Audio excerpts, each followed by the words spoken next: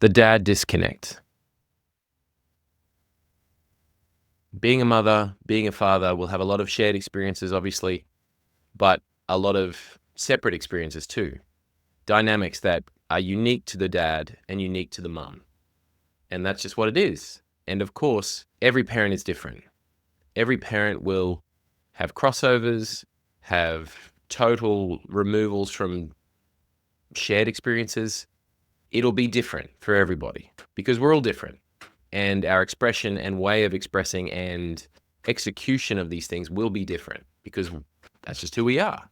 When it comes to the dad disconnect, what I've found is that there is a balance to be found between being a leader, being someone who is a friend, a confidant for your kids, someone to go alongside them, but never to have that blurred with being their actual father. You can't be a friend solely. You have to be a father. Friendship can be there too, but there's got to be a dynamic. It can be really easy to be caught up in life with all the stuff that's going on, wanting to protect your kids from anything negative, anything that's scary or inappropriate for them. The stuff that's going on in the world, wars, division, of which there is many, many different avenues for division. You never want your kids to feel less than. With this protective aspect of things, that is normal. But any extreme is extreme. Salt is amazing, but too much salt is too much salt. So being protective is amazing. However, being so protective that they're not allowed to do anything is obviously too extreme. Finding the balance here is tricky because, again, as a dad, we're wanting to do a bunch of different things and wanting to be there for our kids as much as possible. But one of the things that I feel like dads struggle with, and there can be a disconnect, particularly historically and generationally as a dad, can be the connection between father and son, father and daughter. Men in general, as a stereotype, can be less emotional, less feeling, less vulnerable for whatever reason. Yes, there is a wiring in us that may play a role for sure. However, it is also a societal expectation to not be as open, to not be as connected, to not be as emotional, to be more withdrawn, to be more stoic and things like that. And there are perks to everything.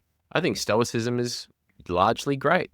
I think it doesn't cloudy things. However, to deny that we are people, to deny that we have emotions and feelings is just inaccurate. We do have that, and everyone will express that differently, and everyone feels that differently, and that's normal because we're all different.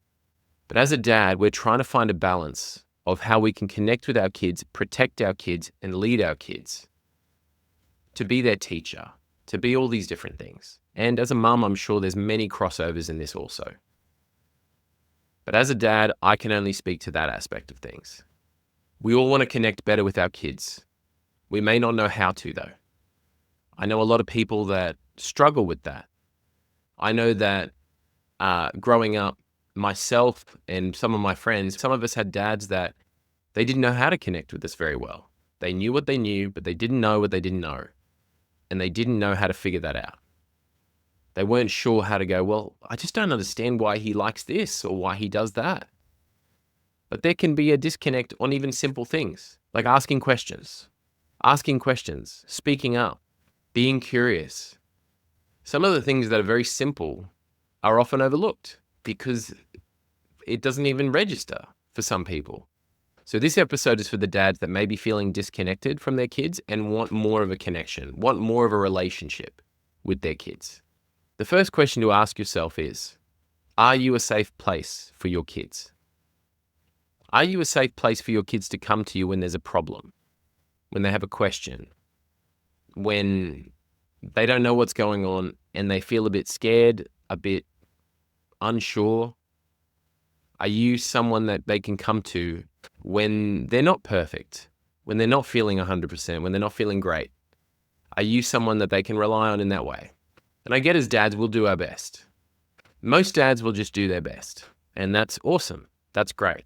But we've got to think a bit deeper than that also about how we can better connect with them so that they do feel like, hey, I'm not feeling good.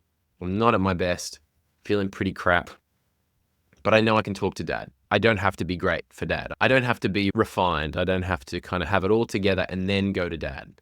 I can just go to dad with how I'm feeling and go, man, I am rough right now. I do not feel great. My mind is everywhere. I'm not feeling confident, really doubting some things. So ask yourself, are you a safe place for them to be imperfect, for them to approach you just wanting guidance or a friendship or someone to be there? As dads and as men, it's easy to want to fix. And I know that some women are like this too.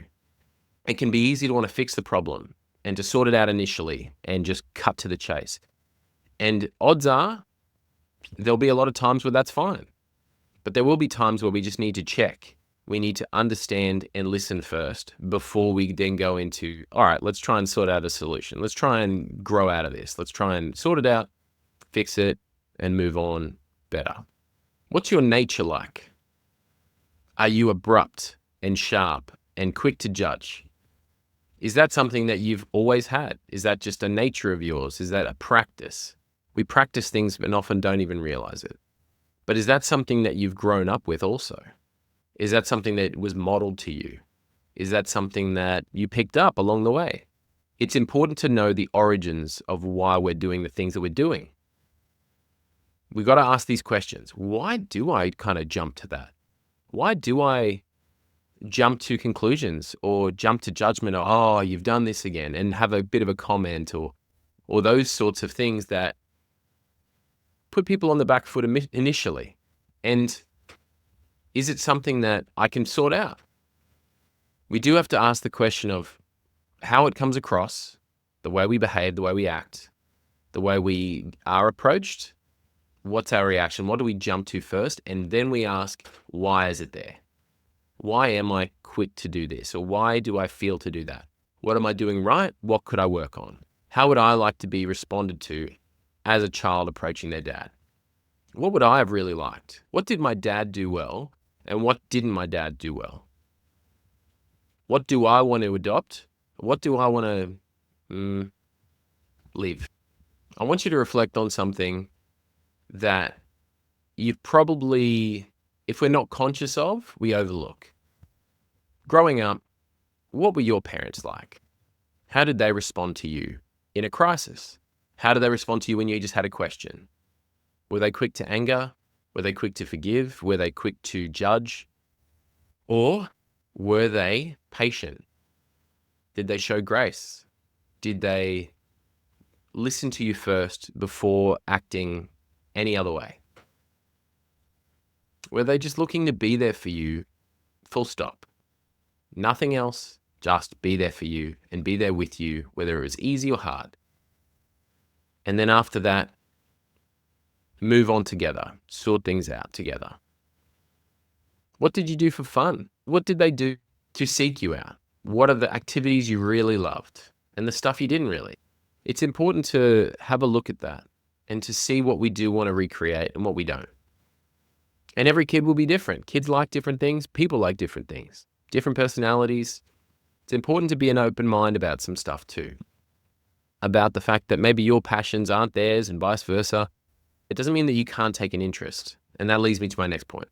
Do you take an interest in your kids? We're all into different stuff. We're all into different passions. We're all into different loves, hobbies, everything. But do you take an interest in what your kids really love? I'm not saying pretend you like Pokemon for 15 years or anything like that, but you can ask questions. You can try to understand a little bit more. You don't even have to suspect that you'll like it, because odds are you may not. But is it something that you can just take an interest in? You can try to understand them, why they like it so much. What makes you like Pokemon so much? What makes you love that sport so much? What makes you love this comedy show? Why do you find it that funny? It's all right. You don't have to talk like that. But it's that sort of thing where we can just try to understand a little bit more, get to know them a little bit more, what makes them tick. And then once you've got that information as well, you'll also identify what they may like more, what you could share. Maybe you will like what they like. Maybe they will like what you like. That's just an interest, and your kid is your kid forever. So whether you enjoy the same things or not, You can still take an interest in it. Maybe they'll do the same with you. Bring them alongside you when you do things. Kids just want to be with you. They want to be near you. They want to know you more. They want to have that relationship, that closeness with their caregivers. So involve them, incorporate them, be with them, and watch how much your relationship grows. They will go, oh yeah, Dad's taking out the rubbish. Let's do that. That can be a job together. That can be something you do. Dad's mowing the lawn. Awesome. Let's do that. The kids help with trimming the hedges. I hedge it.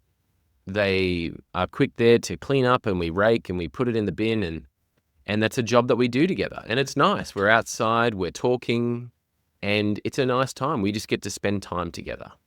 But by including them and seeking them out and taking an interest in them, even if it's to do with just doing things with them, the kids will know that you care, that you like them.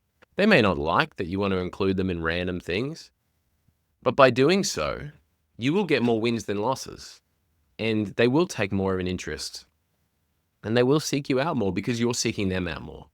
Seek out your kids. Seek out that time with them. Hey mate, let me show you this. I've been working on this lately. Oh buddy, while you're there, I'm going to show you how to fix this chair. See how it's wobbly there? This is where we look first. You'll teach them as you go. And often it's as simple as just explaining your process, your mental process out loud to them. The thoughts that you have, but have them internally. Say them out loud whilst you're showing your kids, whilst you're doing things, whilst you're fixing something, while you're putting on the washing, while you're taking something out, while you're running an errand, whatever it is. Explain your process. They will understand how to problem solve better as well. It teaches them things. But the relationship is what's important here. Your kids will know that deep down, Dad's teaching me, Dad's alongside me, he wants to be near me, he wants to involve me, he wants to be close. He wants to have a good relationship with me. That's what's really important. That's what we're trying to do here. Don't let this, I guess, the stereotypical absent or distant dad stereotype sort of thing get in your way of having a good relationship with your kids. It's not worth it. It's 0% worth it. You can be stoic, you can be everything, but you can still be soft towards your kids. You can still be firm. You can have corrections. You can have consequences and boundaries. These are all part of being a dad. They're all key parts of being a dad because you're teaching. You're teaching kids, and they will make mistakes just like you do and I do and everyone. But it's all part of the same relationship and what you're going for. Some things to be aware of when trying to connect with your kids. Remember, you teach them firsthand and passively. What do your kids pick up about how you do things, about how you communicate, about how you do life? They're going to see what you do. They're going to hear what you say, and they're going to absorb it. Doesn't mean they'll necessarily practice it, but it will increase the chances of that. What are you showing them? What do you think you're showing them that may be pushing them further away? How do you treat their mum? How do they see a relationship playing out? Are they seeing that you guys are kind of passive aggressive? That's what you do in a relationship? Do they see that that's how to communicate in a relationship? That you never really say how you feel, but instead hint towards it, but in a cutting way to diminish the other person a little bit and annoy one another just because you're annoyed? If they see that, they will practice that. And that will lead to a more unhealthy relationship. We will be imperfect because we are imperfect. However, we can be conscious and then try to grow out of it and fix the stuff that we know is not awesome. The stuff that we know we don't want to practice and we don't want to show. We don't want our kids to be worse than us. We want our kids to be better. So we have to try also. What are your kids learning about failure or about trying? Do they see you get discouraged and give up very quickly? Or do they see you be unsure, be imperfect, make mistakes, yet reframe it and go, all right, this was wrong, I messed up there, but I think I've got it now, I'm going to try this. And they're going to see you keep trying. I've said this before in different episodes, but that is such a massive, massive thing to teach your kids. is being an advocate for being imperfect, trying anyway, and trying again. Failure doesn't need to be a thing. It can be something that happens along the way as you grow and learn and then implement and eventually get there. So be conscious of what you're showing, what was shown to you growing up, how it was modeled, what you appreciated and what you didn't, because they're going to go through the same things if we're not careful. Show your kids how a relationship should look. Show them how failure should be approached and looked at and then redirected. And then show your kids what a dad's like, what a dad who's doing his best looks like, what a dad who's trying, a dad who seeks them out looks like. What beliefs do you have about being a parent and how are they affecting you? Growing up, how did you view parents? How did you view being a parent? What do you think it entailed? What do you think it would do to your life? And how does that affect you now? Because I know that the notion of parenthood has been sullied over the last 15, 20 years, maybe more. It's viewed as a burden. It's viewed as stunting your life. It's viewed as getting in your way to a lot of people and to a lot of societal narratives. And it's sad. It's sad that probably, if not the greatest thing that can happen to you, is being viewed in such a negative way, because it isn't accurate. You can have a career, you can do things, you can work, you can chase goals. That's amazing. But to not think that maybe having children and building a family can be a goal and a lot of fulfillment for a lot of people, for most people, I would definitely say that. For most people, that's crazy to not think that that's something so crucial and important to people. Be careful about what you imbibe, whether you're watching a lot of that stuff and whether you start viewing your kids as a burden, because that seeps out. Your kid will feel like a burden. If it's too much of a hassle to deal with them or to do things with them and you're always disconnected, then your kid will feel like you don't care about them, that you don't want to spend time with them. If they want to hang out with you, but you just want to be on your phone, they're going to pick that up on that. And eventually they'll stop asking you. And that's sad. There will be times where your kid doesn't want to play and hang out with you. That's cool. That makes sense. They're growing. They're being independent. They may not want to do everything you want to do. That's normal. But if we're turning down time because we're jaded, because we've got old views of parenting where it's a bit of a burden, or we've got new views giving the same outcome, we're hurting ourselves and we're hurting our family. That's not on. We can't do that. That's not right, 1%. So we need to uproot those things. We need to challenge them with the truth. We just need to focus on the truth. Parenting is hard. Being a good parent is hard. Being a bad parent is way easier. But being a good parent is hard. And there is nothing that isn't worthwhile about it, though. All the hard bits, all the discomfort, all the growing pains for you and your kids, it's all worth it because they're worth it and your family's worth it. That's why. So be careful of what you're adopting, accepting, and then letting play out either intentionally or unintentionally, because your kids drink it all in. They absorb everything. And we don't want to teach them that they're less than or that they're a burden, because they're not. Goals as a dad. Some goals that would be helpful in developing relationship with your kids is to be approachable, to be gentle, to be an ear for them, no matter what it is. You can tell them exactly how you feel, but we got to be conscious of what lessons they're picking up from that. Our goal can be to communicate the heart of a matter, but not any of our own hang-ups. It will happen sometimes. We're not perfect. We're trying to get better. But to focus on growing that and building that muscle is really important. To have something that we're growing, we're developing, we're trying to be better, we're refining. And we don't want our shortcomings and our mess ups to get in the way of our kids. We want our kids to get every possible opportunity to do better than we did. Today, why not seek out your kids for something that you would normally do by yourself? You would go start the barbecue, go be with them. Say, come on, mate, you can help me chop the veggies. You can help me chop this, or you can help me do that. Bring them alongside you.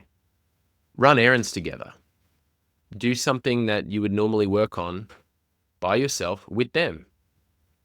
They don't have to be fast. They don't have to be great at it. They won't be, most likely. But just be patient. Just be conscious that you're spending time with one of your favorite people and one of the people that you love most in the world.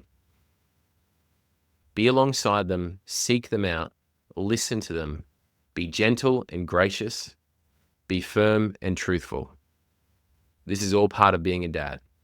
Lead by example, lead by your words, own your mistakes, because when they see you do it, they will know that it's okay to make a mistake, to own it, and to move on from it and to grow out of it. Lead by example and make time for them. In the next month, be conscious of how you're feeling. Be conscious of doing this every day. In those moments, you will do well and you will do not so well. But in those moments, be conscious of how you're going. Conscious of how far you've come and that you're growing as a dad. Your connection will grow with your kids as long as it's heart-led. If you're going off your heart, with your true intention, your true love for your kids, it will grow. If anything's clouding it, it's important that we remove it. It's important that we see it for what it is, we remove it, because our kids don't deserve that, and neither do we. We deserve to have a great relationship with our kids, to have fun with them, to have difficult conversations with them, to cry together, to laugh together, everything. So work on that this week. And just be heart-led. I hope this helps, and I hope it helps your family and your relationships. Any and all links are in the description. Take care.